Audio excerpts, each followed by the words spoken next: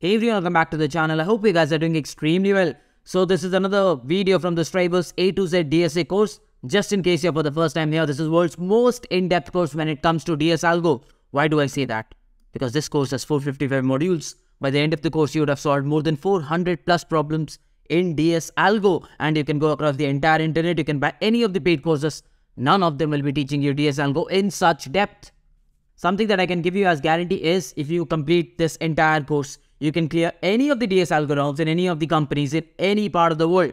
So till now we have covered till majority element in step 3.2. Now in this video we will be covering maximum subarray sum, which will be involving Kadane's algorithm. So what does the problem state? Subarray. Out of all the subarrays, give me the maximum sum. Now what is the definition of subarray? The definition of subarray is a contiguous part of the array. I've already explained you this in the previous videos. Now what is a contiguous part? Something like this, -1, -2. This is a contiguous part. So you can call this as a subarray within the array itself. Even if you pick up a single element, that can also be called as a subarray. Even if you pick up the entire array, that can also be called as a subarray. Now, what cannot be called as a subarray? Imagine you pick up this contiguous part and then you say, I'll pick up 5. So what happened was, there was a discontinuity between -1 and 5. So it cannot be called as a subarray, but it can be called as a subsequence. But the question is asking you, out of all the subarrays, give me the maximum sum. So if I give you this particular array, you can try out all the subarrays. Probably this is one of the subarrays that will give you a sum of 6. Probably this is a subarray which will give you a sum of 4. But if I take this portion, which has negative elements, it still gives you a sum of 7, which is the highest possible among all the subarrays. And that is what you have to return as the answer to this problem. Now this question comes up in an interview. What is the first approach that you'll be giving to the interviewer? That's definitely trying out all subarrays. And we've already discussed how do we do that in the previous video. Just in case you do not know, please go back and watch the previous videos in this playlist. You will understand how do you print all the subarrays or how do you iterate through all the subarrays.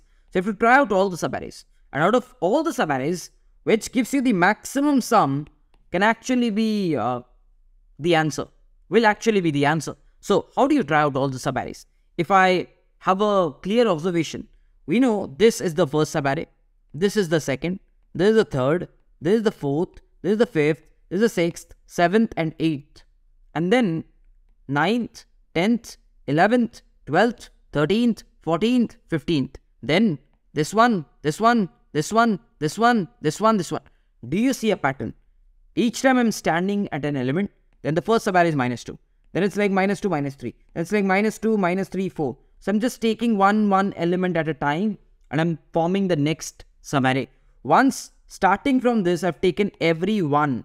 Then what is the next step I'm doing? I'm going and standing at the next element and then I'm doing the same thing again. I'm doing the same thing again with it. And then again, at the next step, I stand at the next and do the same thing. Stand at the next, do the same thing. So this is how you can iterate through all the subarrays. So if I'm standing at here, and I can call that as an I loop. So the I loop will always stand at first at the 0th index, and it will go on till the last index, which is I lesser than n. Right? And where is the next? What are you doing? First you're taking -2. Then you're taking -3. Then you're taking 4. So it's basically, you're iterating from I, and you're taking every one till the end. So please do that. So you're iterating from the I, and you're taking every one till the end. So just go ahead and do that. And now can I say, my subarray is nothing. If I is 0, and j is 0. The first subarray is from 0th index to 0th index, which is this.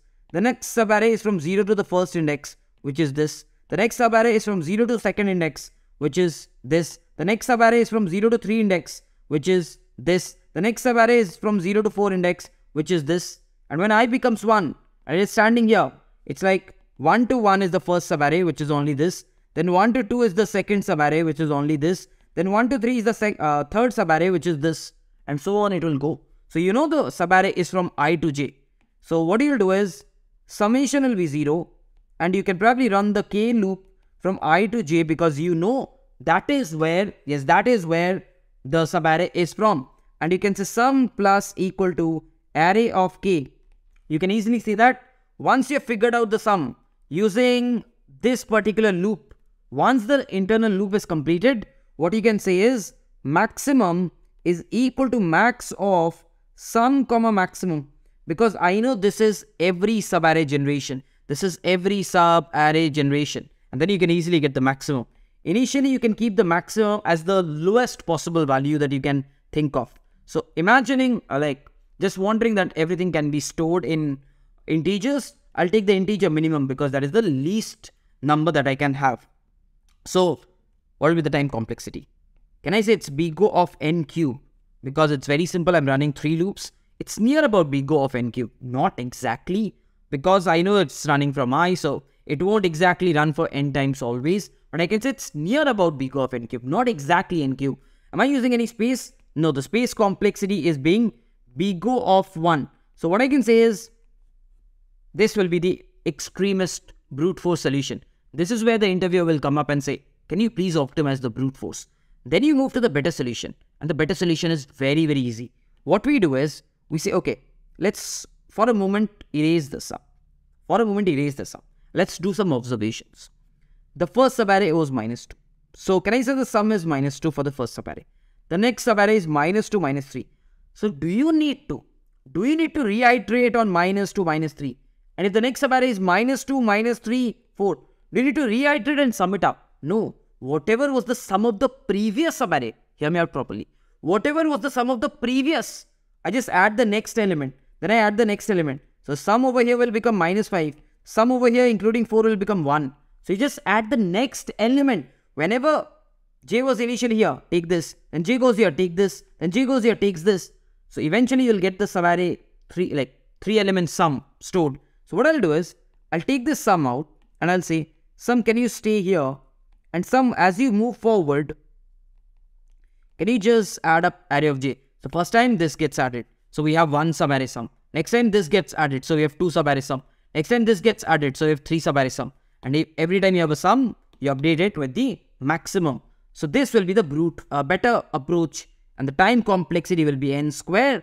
And the space complexity will be big O of 1. Pretty clear? The brute and better. Now we will move to the most optimal solution. Why? Because the interviewer will be like n square. No, please optimize. That's when we move to the optimal one. So in order to find the most optimal solution, we will be using something known as the Kadane's algorithm. Again, I'll be explaining the algo as well as the intuition behind the algorithm. Do not worry about that. So the first thing that you will do is, you will say maximum to be the lowest number. And assume you say int mean. And then you start from the 0th index. And you take a sum initially as 0. And now you will start iterating in the array. And as I move through the algorithm, I will be telling you the thought process. Do not worry about that. So first time you get -2. So what you do is, you go to sum and say, can you please add it to yourself? Can you please add it to yourself? And you're like, okay, I'll add it to myself. Once you have added, this -2 gets compared with the maximum. Yes, it gets compared with the maximum. And it is better. And it is better because int min is super small. So what I'll do is, I'll be like, okay, maximum, can you update yourself with -2? It's like, sure I can. But wait. Now tell me one thing. If this is -2, if you move forward, will it make sense to carry -2? It will not. Why? Because if you carry -2 and you move forward to this subarray, this will be like -2, -3, which will give you a sum of -5. Correct? But if you just take the single element, it will be -3. And the sum will be -3. And if you took 2 elements, the sum was -5. By the way, -3 is greater than -5. A lot of people get confused. -3 is greater than -5.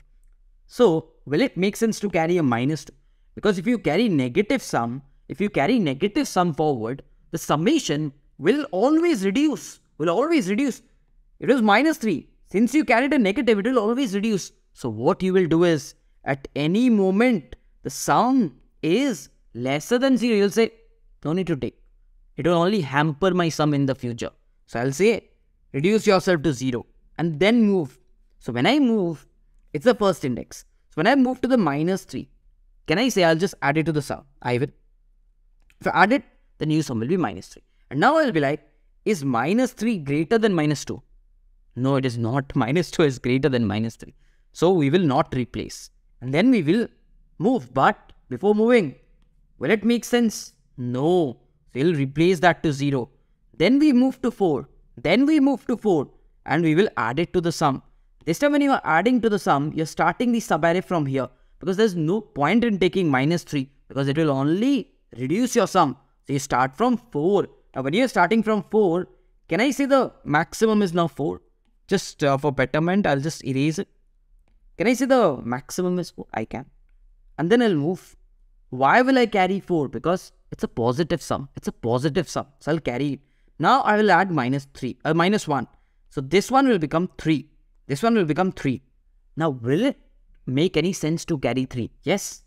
Even if it's a negative element, these two elements together are still giving us a positive value, a positive addition. So even if it's a minus 1, I know I should not carry minus 1. But I will carry someone before minus 1, which is 4. I cannot carry entirely 4, but okay. Even if I have to include minus 1, I'll still lose some value. But I'll still have plus 3 with me, which is still of some addition to the sum. It will still increase the sum, right? So I'll carry it. And then I'll move to minus 2. The moment I move to minus 2, what will happen? This will be 1.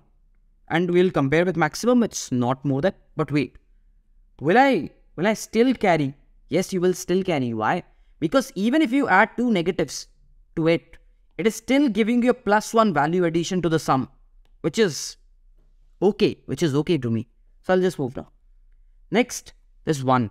So this will increase to 2. 2 is not greater than maximum. And it's still a positive value. So even if you carry all the 4 elements, including negatives, it is still giving you a value addition of plus 2. Now in the next step, you'll see how it is beneficial. The moment I move to the next, it is a 5. So the moment you add 5, you get 7. And that 7 will be your new maximum. Now, did you see what advantage you had? If you'd have just taken these 2 elements, it would have been 6. The reason you carried a positive 1 as these 3 elements, it was a value addition of plus 1 to the sum of 6. That's why you will only neglect if it is going lesser than 0. Otherwise, you will not neglect. Perfect. Next, minus 3. And when you do minus 3, it will be 4. And that will be not greater than maximum. So at the end of the day, I can say that my answer is 7. So that is what Kadane's algorithm states. It's like, hey, listen, I don't care about anything. I will simply move. I'll keep on adding. And if it goes below 0, I'll drop. Because it's of no more significance to me. That's how you will get the maximum subarray sum as 7. I will explain you how to find the subarray as well. But as of now, let's code this one. And then we will move to coding how to find that particular subarray. Okay, so let's code this off. Again, the problem link will be in the description. Please make sure you try out the problem from the problem link itself. Long sum equal to 0. Maxi equal to not int. You can take long min. Okay, because it's given, written the answer in long now. So just for safety, I can take this. And now you will go ahead and say I0, I lesser than n, I plus plus. Now you know one thing for sure. Every time you get in, you were adding up the sum. And when you are getting out, you were saying if at any moment sum was going lesser than 0, reinitialize sum to 0. Do not carry any negatives into your future. Do not carry. If it is positive, then only carry, otherwise do not. And in the mid, what were you doing? You were saying, hey, if this sum is greater than maximum, can you go ahead and say maximum equal to sum? Perfect. Now you can, at the end of the day, return this maximum. And this you can run. But wait, in this particular problem, they have said, you're given an array, you have to find the sum of the subarray, including empty subarray. Now let me take you to one more example. Imagine it is minus 4, minus 2, minus 3, minus 1. In this case, which is the, according to our definition, I can say this is the subarray. So I can say this minus 1 is the subarray, which gives me the maximum sum. Again, minus 4 is not greater than minus 1. So this subarray is, in this particular problem, they have explicitly mentioned, if you do not find any subarray with greater than 0 sum, then you just say, fine, I'll take an empty subarray. and this is what you call empty. I will not take anyone. I will not take anyone. If I do not take anyone, it will be 0. So what you will do at the end is, before returning, if by chance maximum is lesser than 0, you will reinitialize that to 0. Because of this one. Where it states, if none of them is giving you a positive sum, return 0, because you will take no one. And then you will go ahead and say, okay, now I can easily go ahead and submit this. Let's see it's running fine or not. So guys, what is the time complexity? Very simple. The time complexity is bgo of n, and the space complexity is bgo of 1, because we are not using any extra space whatsoever. So once you give the optimal solution to the interviewer now might ask you a follow-up question. And that will be, can you print the subarray with the maximum sum? And he might ask you to print any of those subarrays. Why do I say any of those? There might be multiple subarrays, okay? So he might ask you to print any of those subarrays which will give you a maximum sum. Now for this follow-up question, you just have to slightly do some changes to the given code that we wrote, which was finding you out the maximum sum. Now what are the changes? Let's quickly analyze the algorithm once again. So what did we do? We had a maxi as int mean, and we started the sum as 0. And we started from the first, and we had a -2 added, correct? And then we dropped, and then we made it 0 again, and then we moved to -3. And then we added -3, and then when we moved to 4, we dropped it back to 0. And then we started from 4, we took 4, then we took -1, then we took -2, then we took 1, then we took 5. So did you see something? We were always having zeros when we started. Even at this place, sum was 0. Even at this place, sum was 0. Even at this place, sum was 0, and it went on.